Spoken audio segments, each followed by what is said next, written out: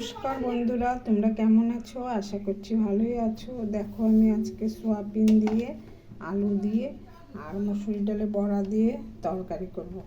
লঙ্কা আর আদা বেটে নিয়েছি। এখন দেখো, কড়াইতে তেল দিয়ে দিয়েছি। তেল গরম হয়ে গেছে।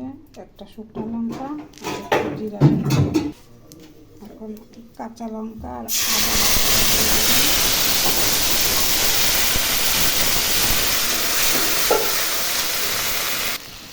একটু লবণ দিয়ে দিলাম, একটু হলুদ দিয়ে দিলাম। মশলাটা ভাজা ভাজা হচ্ছে।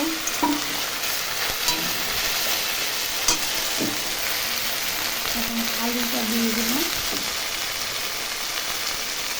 আদাটা দিয়ে দিলাম,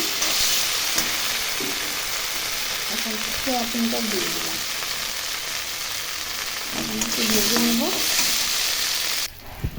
দেখো, ভাজা ভাজা হয়ে গেছে। এখন জল দিয়ে দেবো।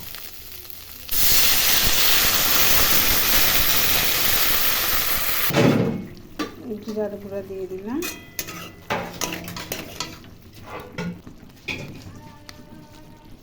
গরম মশলা দিয়ে দিলাম। এই যে ডালের বড়াগুলো করা ছিল, ডালের বড়া দিয়ে দিলাম।